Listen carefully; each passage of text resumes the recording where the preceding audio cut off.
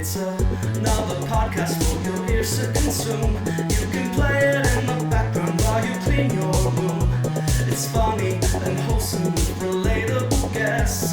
The host isn't famous, but he's doing his best. And now it's starting.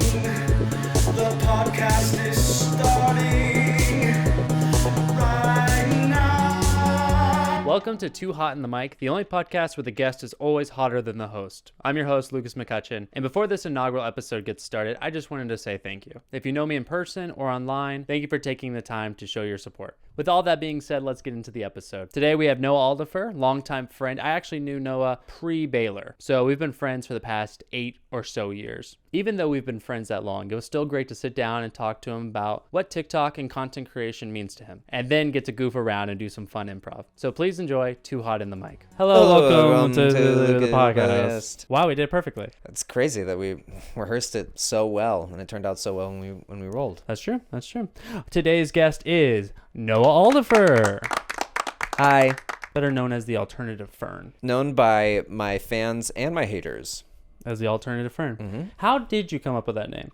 It literally just kind of sounds like my last name, which is Alderfer. I liked putting alternative in there because I like alternative music, and then just needed something for the last syllable, so I became the Alternative Fern. Have you ever seen a fern in real life? Surely. Could I identify one? No. Could you identify an alternative fern? I could identify an alternative fern. You see that plant up there? That's an alternative fern. This plant right here, alternative fern. Anything that you think could be an alternative fern is an alternative fern. That's wow. The magic of the channel. So as of the time of this recording, Mm-hmm. you have 108,000 followers. Really? 108? 108.3. Really? Mm-hmm. I thought it was like 104. That's cool. Where did those 4,000 go from? How has that changed your life? It hasn't. Other than it has not changed my experience with strangers at all. I did have one person come up to me in LA when we were there on vacation. We were there to see Mike Birbiglia, and I did have one girl come up to me and just say, "Oh, I love your TikToks." And that was like the coolest thing that's ever happened to me. I was like, thank you so much. But mostly it just gives me clout among my like peripheral friends or like my associates, because then they like to lead with like, "Oh, you're famous on TikTok," which isn't true, but to them it feels true. An immediate step up in my fringe relationships to give me power over them. How was that process for you starting TikTok? You know when I started TikTok because you made me start TikTok. That's right, ladies and gentlemen. I was inspired by none other than Lucas McCutcheon, the host of this podcast. Better known as Lucas for Hire Online. Because in the pandemic, we were not doing anything, and I was holed up in my room in Houston at my parents' house, and I had no interaction with anyone and nothing to do. And then Lucas was like, "Oh, you got to get on TikTok." And I was like, "No, I don't want to do that. That's Musical.ly. That's that lip syncing app." It was Musical.ly, and it was very cringe. Whenever it first started, we didn't like it. We had only seen like Curtis Connor and Drew Gooden making fun of TikToks. I had not seen like anyone using the app in the way that like Vine had been used to like actually make funny things. But then Lucas got on and was like, "Oh no, like there's like so much on this app. Like there's so many other things happening." And then he started making funny videos and found success. And I was like, well, I guess maybe I could get on there. And I like that success back then was like 4,000 views. And I was like, this is the craziest thing we've ever done. Look at this giant platform we've been given. Yeah, and then I hopped on and I was just farting around for like the first few videos, and then a couple of them had a little more viewership, and then I started putting a little more effort into it, and then I started growing, and then I started my cycle of putting in a lot of effort to TikToks, getting burnt out, and then putting in a lot of effort and then getting burnt out. And that's where we are today. Do you have any regrets from those first couple months or that first year of what you put out there? Absolutely. I have already hidden and deleted so many videos from that first year. I honestly think because we were like locked up that I like forgot how to like be like a normal person. Like I forgot what I would ever consider posting on the internet. Mm-hmm. But I was so desperate for like interaction in any way. In the pandemic, there was nothing else to do. So I was posting like 3 times a week, and I was just making all sorts of different stuff. And so much of it, looking back when I got to like making videos that like I now am proud of, was, oh my God, they're so cringy. I like can't stand to even think of them. It's so embarrassing. I look back at my earliest sketches and I'm wearing all the worst outfits I've ever seen. It's just like middle of pandemic. I'm just grabbing random articles of clothing and I'm wearing them in these videos, and I've never looked worse. That's so funny. I'm bone skinny because I got sick at the beginning of the pandemic. I had a Crohn's flare up that was really bad. Not COVID. Not COVID, Crohn's flare up. And I lost 10, 15 pounds or something like that. I'm like, you didn't have 10 or 15 pounds to lose. I was small. So that's the most jarring to look at. Let's bring it back into the future, the now era, the present. So this segment is called Hey, You Popped Off. Okay. Talking about your most viral moment. Any guesses what your most viral is? It easy to guess? Is it sports ball? It is sports ball. That's so disappointing. It is sports ball. Let's see how many views sports ball is at. Yay, sports ball. Hit the slam dunk, touchdown, whatever you call it. Over 500,000 likes on sports ball. Wow, that's cool. That is very cool. Over 4,000 comments. Let's see how many views sports ball has. Is it 3 million? 3.3 million views on sports ball. 3.3. That's insane. How was that experience? I mean, like, great because I needed that. Like, I hadn't had a video like... I feel like when I did that, I hadn't had a video like do well in a while, so it was nice for it to happen, but I was disappointed that it was that one. I was like, I'm proud of it. Like, it's a good little satirical character video, but like, it's so funny that like the reason it did so well was that like everyone commenting on it was either like, oh, I hate this kind of person, or B, I am this kind of person. Mm-hmm. Very few people got that I was like, this is also not like a lifting up of like sports heads. I'm not like saying that like you guys are like anyone who doesn't like sports is an idiot. Yeah, you weren't trying to encourage people like who love sports to be like, yeah, we should bully these guys. Yeah, those guys. Yeah, not the case at all. Someone commented very early and said, people who make hating sports their personality are just as annoying as people who make loving sports their personality. And I liked it, and I commented. I was like, yes, that's exactly it. Which was my point of the video, because we had skewed in the other way that like we all know like people who only care about like straight dudes who only care about sports are annoying. But then it became like the sort of like nudge of like the alternative community to be like, oh, what is this? Sports? Cool that you're still into that.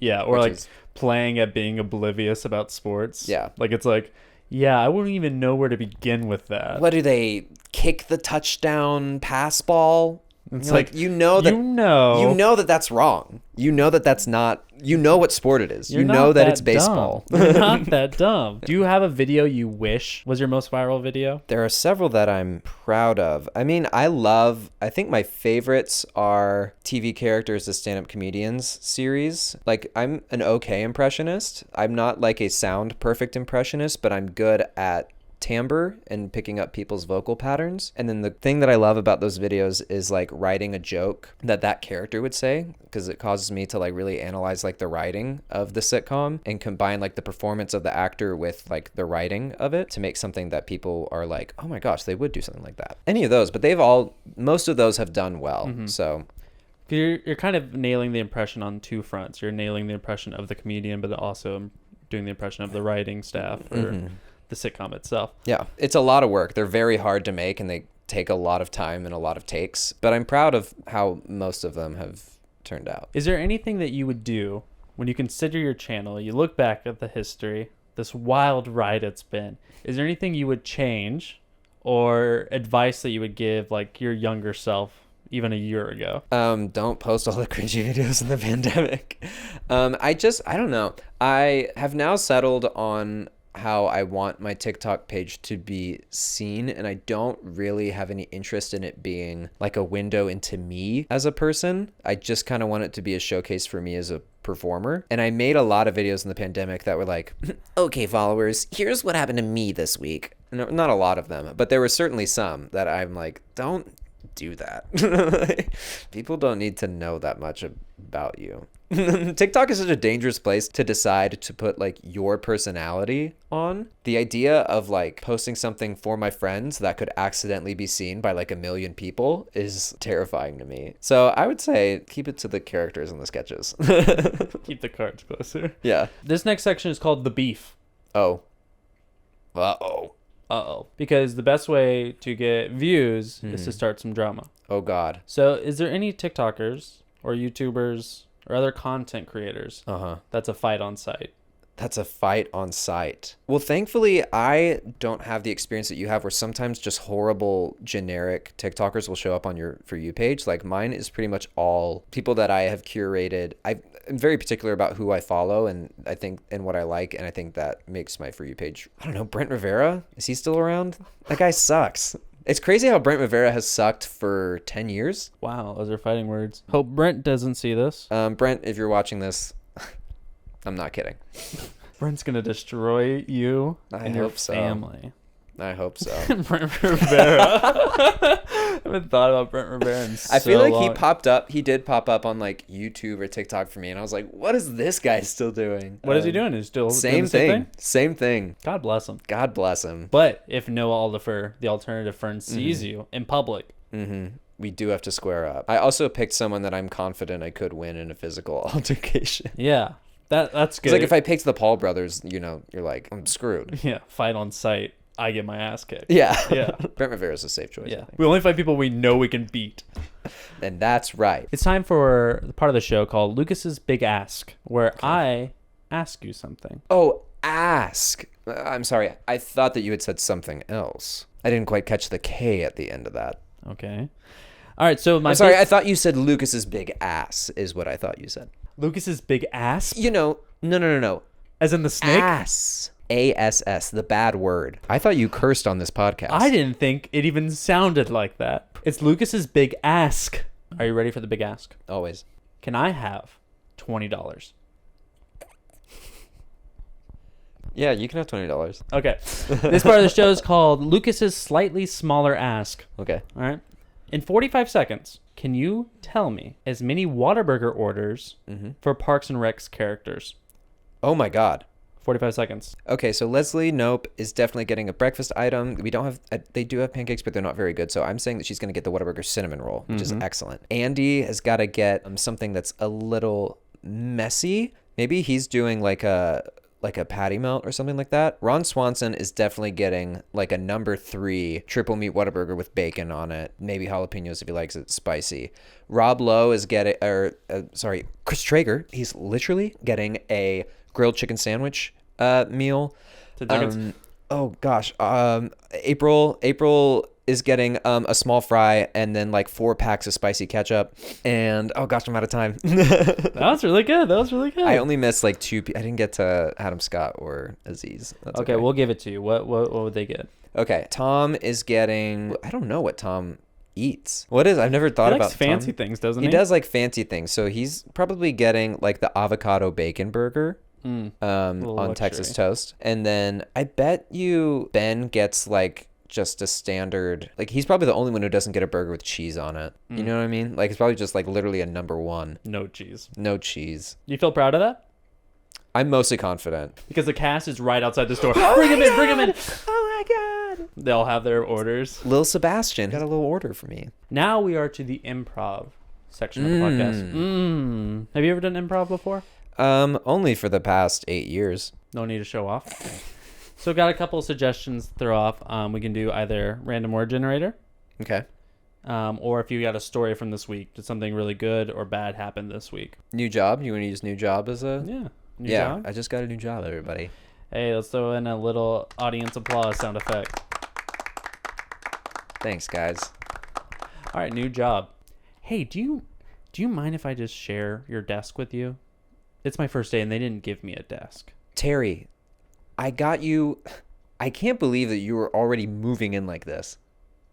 I got you this job. Is it not enough that I got you into this company? No, I really appreciate it. I swear. That's why I sent the fruit basket. The fruit basket is beautiful. No, I really, really appreciate it. I wish you hadn't put pears in it, though. Okay. I didn't. It's like a bundle. I don't get to pick the We've been individual friends for fruit. 20 years. You know that I'm allergic to pears. I know you're allergic to pears, but I didn't think it was touching everything. Jesus Christ. Okay. Look, I really, really appreciate getting this job.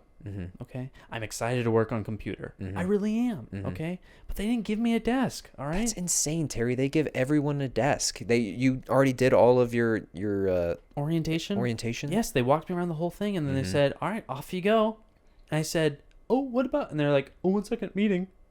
I hate when they do that. They're in meetings all day. I know. Management. Management. Okay, you can stay at my desk for just today, but by tomorrow you've got to have a new desk. I don't have space as head account manager. I can't be sharing my desk with a new guy. Hey, that's fair. I get it. I don't want to give you a bad rep, so I got you a little something. Terry. Yeah. Oh my gosh. This is an enormous knife. Yeah, because you're always talking about how the company always gets those big checks. Uh-huh. And they come in big letters, so you got to open those big envelopes somewhere. Gotta open those big envelopes with... Oh my gosh, how old is this knife? It looks like... It's ancient. It's pretty ancient. Oh my god. Yeah. Egyptian? Yeah, I got it from my last job. I didn't even know they had steel. The Egyptians? Yeah. Well, they got it from the Greeks. Oh, okay. It was traded. Wow. It was bartered. Did you get this from like a gift shop, or did you literally... No, I got it from the museum. Oh. I was working the security job at the museum. In Egypt. Mm-hmm. And you just, on your way out, just snuck a little trinket? Okay, well, do you not like it? Do you want me No, to I return think it? it's beautiful. It's not like cursed, is it? Is it cursed? No, it's been in a museum for like 50 years. No one's ever died. Okay. Sure, there's been a lot of broken bones. Broken bones, you say? Yeah, and then if someone who's working at the museum who works in that section near the sword, they'll go home and like their loved one is like dead, but they didn't die at the museum. Okay. I'm starting to think that... Why do you have a glove on your left hand? Why I have a glove on my left hand? Yeah, why do you only have a glove on your left hand? Cold. Just your left hand is cold. Why are you wearing 2 socks? Take your glove off. Terry, take the glove off. Okay. Oh my god! Yeah. Why do your fingers look like that? Okay. I accidentally touched the blade. Oh my god! And I think it's sucking the life out of me. Jesus Christ, Terry. Don't make it a big deal. It's my first day. I really don't want to get in trouble. Okay. We'll deal with it tomorrow. We'll do the desk, and then we'll figure out the hand thing. The hand thing. Okay. Terry, this is all very kind of you, but I don't know if I want to touch the knife. Although I really do want to sink my teeth into one of these apples. Yeah, sink your teeth in one of those apples. But I can't chomp on it. I gotta cut it first yeah. because of... So you want me to use the knife since it's already sliced Yeah, my since flesh? it's already sapping the life out of you. Oh my gosh. If I knew you were going to be this kind of manager. What, you'd be on the street? You wouldn't have come here? Yeah. Oh. And that was the improv section of the podcast. That wraps things about up. Last thing, kind of like hot ones. We throw it to you. Is there anything coming up for you? Yeah, we've got this is funny enough. Really? Also, something for you. Something that you're Little in. me. Yeah, little Lucas, because both of us are doing the Egg Party sketch show. Our the first Egg sketch Party show. Rough Cut at the Fallout Theater in Austin, Texas. If you happen to be free on the evening of the 21st, 28th, or 29th, you should come see us do some sketch. You should come see us do some sketch. It's pretty funny. People are saying, oh my goodness, I want to come again. People are coming back to the sketch show where we're doing the same sketches again. All the surprises are gone, and people still want to be there for a second time. It's that good. Thank you for coming in again on the podcast. Thank you for having me again on the podcast. Any compliments for me before we go? Lucas, you are a guy. I'd say the guy.